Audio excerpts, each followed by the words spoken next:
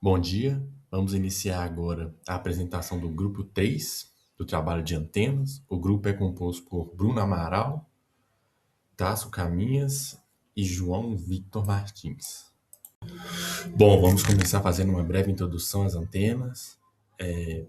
As ondas eletromagnéticas, elas são produzidas por circuitos e dispositivos eletroeletrônicos e podem se propagar tanto em meios guiados quanto em espaço livre. Nos meios guiados, a propagação ela ocorre através de estruturas como as linhas de transmissão, guias de ondas ou fibras óticas, que direcionam a energia eletromagnética ao longo de um caminho definido. Para que essa energia seja transmitida para o espaço livre, utiliza-se dispositivos denominados como antenas.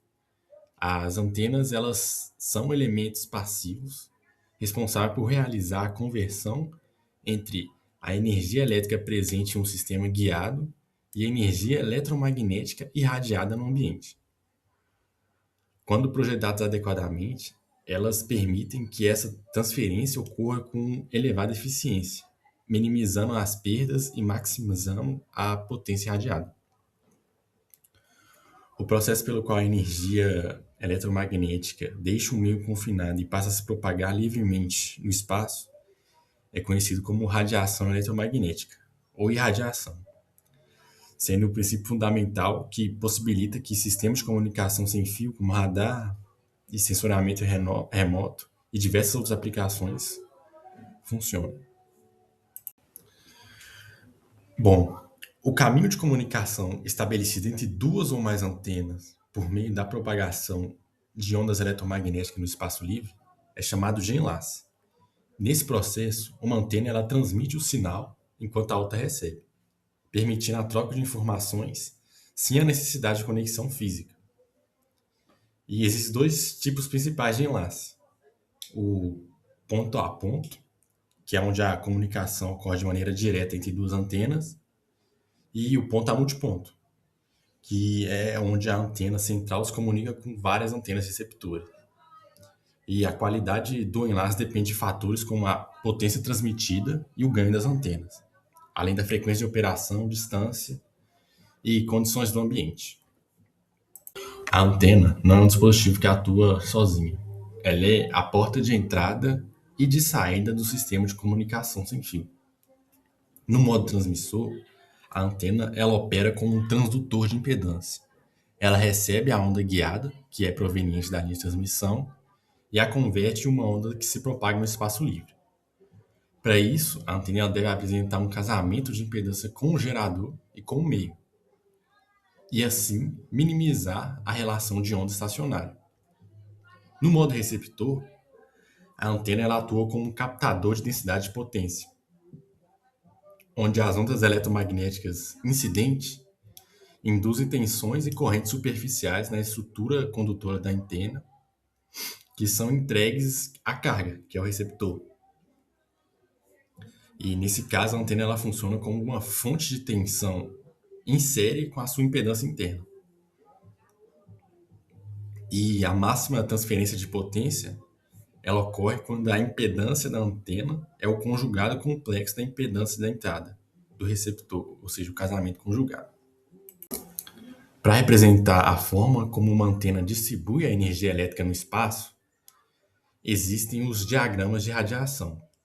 Eles permitem visualizar as direções em que a antena irradia mais ou menos potência, sendo fundamental para analisar sua diretividade e o desempenho. Existem três principais tipos de diagrama. O primeiro é o diagrama tridimensional, que é a representação completa da distribuição da energia irradiada pela antena no espaço. A distância entre a superfície do diagrama e a antena indica a intensidade da radiação em cada direção, o que permite visualizar o comportamento global da antena. Em seguida, temos o diagrama polar, que ele é obtido a partir de um corte do diagrama tridimensional em um plano específico.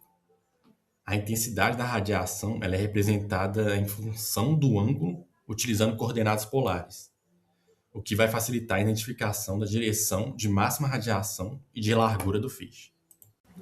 Outro tipo de diagrama é o retangular, também chamado de cartesiano, onde ele também é derivado de um corte do diagrama tridimensional, só que a intensidade da radiação é apresentada em um gráfico cartesiano de amplitude, peso, ângulo, e essa representação ela permite uma maior precisão na leitura de valores e na análise de parâmetros como a largura do feixe e dos níveis de lóbulos laterais. No nosso trabalho, uma antena PET. Essa antena também é conhecida como antena de microfita. Ela é uma antena plana formada por um elemento metálico condutor depositado sobre um substrato dielétrico com um plano de terra na face oposta. Entre suas principais características, destacamos a estrutura simples, compacta e de baixo perfil. Ela é de fácil fabricação por técnicas de circuito impresso, o famoso PCB, baixo custo de produção, peso reduzido e fácil integração com circuitos eletrônicos. Porém, ela apresenta diretividade moderada e largura de banda relativamente estreita, o que é importante ter em mente ao escolher esse tipo de antena.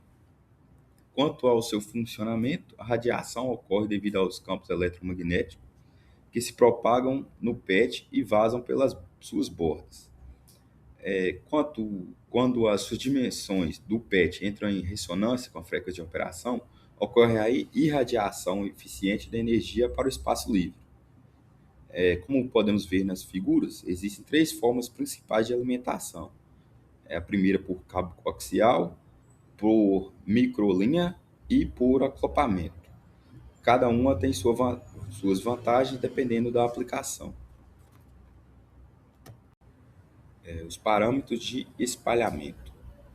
Antes de apresentar o projeto, é fundamental entender os parâmetros de espalhamento, os chamados parâmetros S. Eles descrevem como o sinal se comporta em redes de múltiplas portas. O S11 é o coeficiente de reflexão. Ele mede quanta energia é refletida de volta para a entrada. Quanto mais negativo em dB, melhor o casamento de impedância. O padrão é que valores abaixo de menos 10 dB já indicam um bom casamento. O S21 apresenta a transmissão direta, a energia que vai da porta 1 para a porta 2. Em componentes passivos, valores próximos de 0 dB indicam baixas perdas. Já o S12 mede a transmissão reversa, ou seja, o isolamento entre as portas. Idealmente deve ser muito menor que S21. E o S22 é a reflexão na saída, a porção do sinal refletida de volta pela porta 2. Valores muito negativos indicam bom casamento na saída. Esses parâmetros serão a principal métrica de avaliação do nosso projeto. Passando agora para o projeto em si, projetamos uma antena PET para operar na frequência de 5.8 GHz, que está dentro da banda ISM, utilizada em aplicações como Wi-Fi e drones. Os parâmetros de projeto foram substrato FR4, com permissividade relativa de 4.4 e espessura de 1.6 milímetros. É um material bastante comum e acessível. A alimentação foi feita por linha de transmissão com impedância de entrada de 50 ohms. E o plano de terra foi dimensionado até a metade da linha de transmissão. A simulação foi realizada no CST Studio, que é um dos softwares de simulação eletromagnética mais utilizados na área. Como podemos ver na imagem, a geometria 3D da antena foi modelada com o PET retangular sobre o substrato. O resultado do parâmetro S11 simulado mostrou uma frequência de ressonância de 5,67 GHz, com um mínimo de menos 17 dB, o que indica um excelente casamento de impedância, bem abaixo do limiar, que é de menos 10 dB. Agora vamos analisar os resultados de simulação obtidos. No diagrama de diretividade, observamos um valor de 5,21 dpi, com direção de máxima radiação em 45 graus e largura de feixe de 32,5 graus. Isso mostra que a antena possui uma radiação focada característica desejada em aplicações direcionais. O ganho obtido foi de 0,746 dBi, também na direção de 45 graus. É um valor consistente com o esperado para antenas de PET simples. O diagrama de radiação confirma visualmente o padrão de irradiação, com o lóbulo principal bem definido, e o gráfico do S1 simulado reforça os resultados. A ressonância em 5,67 GHz, com um mínimo de menos 17 dB, confirmando o bom funcionamento da antena na faixa de interesse. Com isso, concluímos que o projeto atingiu o objetivo proposto com uma antena de PET funcional, compacta e com bom desempenho na banda ISM de 5.8 GB.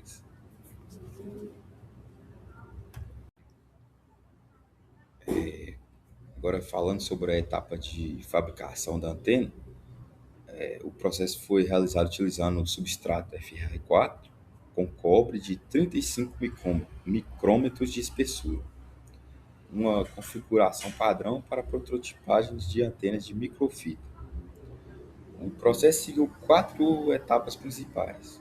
Primeiro, nós realizamos a exportação do layout gerado no CST para o formato compatível com a fresagem CNC. Isso garante que a geometria simulada seja reproduzida com precisão na fabricação. Em seguida, foi feita a fresagem do FR4.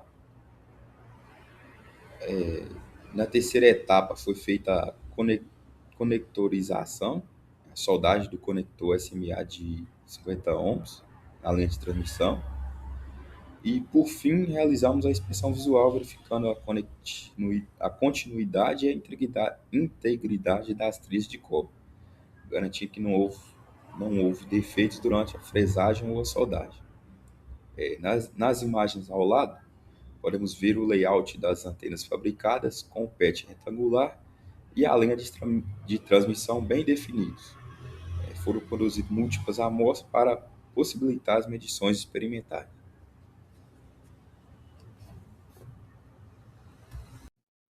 Bom, aqui estão os resultados da medição da nossa antena, a parte física, né? Foi modelado e posteriormente testado as antenas, as duas.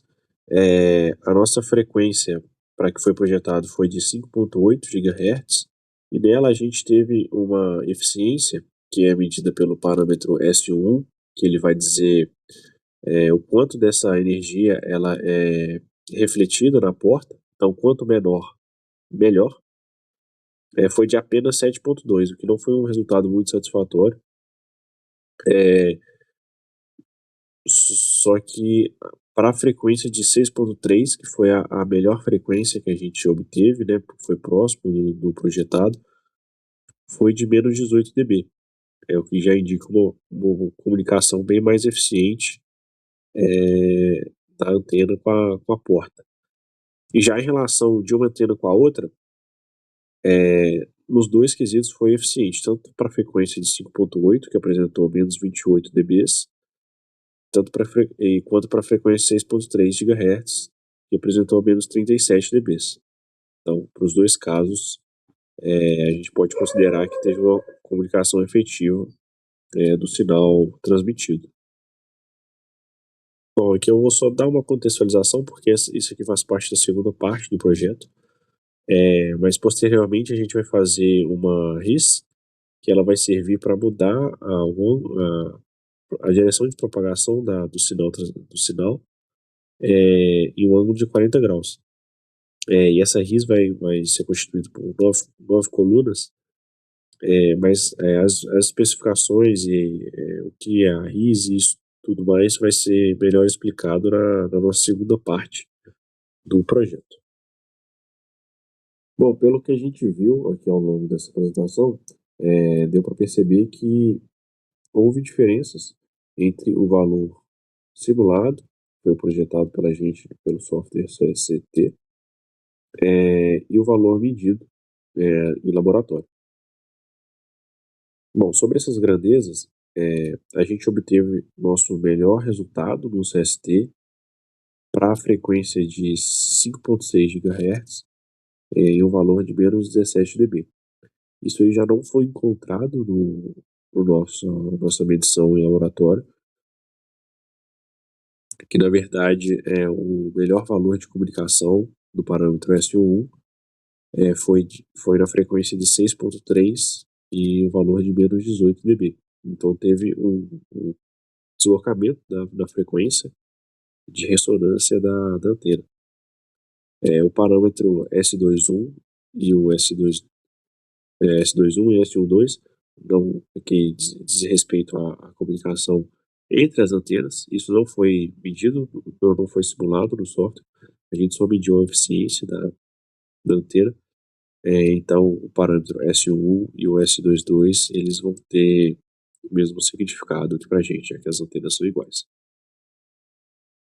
Bom, entre as causas das possíveis responsáveis por essa diferença entre o valor projetado e o valor medido, bom, a principal que a gente acredita ser é sobre a diferença do valor da permissividade de elétrica considerado, que a gente utilizou de 4.3 para o FR4, e do valor real dele, que a gente não, como a gente não mediu, a gente não pode afirmar que o valor utilizado na simulação é o valor real do material. Então isso com certeza teve um impacto negativo na relação entre o valor que a gente simulou. E outra questão também é que o gap utilizado na antena para configurar para acertar a sua frequência de ressonância foi um valor muito pequeno, com dimensões menores que 1 milímetro. Então isso impactou também negativamente porque a resolução da impressão e da corrosão não levaram em conta esse gap. Então é como se ele não existisse. Então esses dois fatores são os principais para ter essa diferença entre os valores medidos e simulados. Mas como a gente pode ver, não foi uma diferença tão gritante, de modo que a antena ainda consegue se comunicar no valor, a frequência estipulada, e o que aconteceu foi mais um deslocamento da frequência de ressonância mesmo. Bom, então basicamente o que a gente pode dizer sobre o nosso projeto é que as medições experimentais apresentaram boa concordância com as simulações, especialmente em relação ao coeficiente de reflexão, que é necessário que ele esteja de um valor menor que menos 10 dB para ter uma boa comunicação, o que ocorreu. Então validou o nosso projeto. E como eu disse no slide anterior, a gente observou um deslocamento da frequência de ressonância, atribuído tanto à diferença da permissividade do FR4 quanto ao gap que não foi contabilizado devido à sua dimensão tão pequena no processo de fabricação.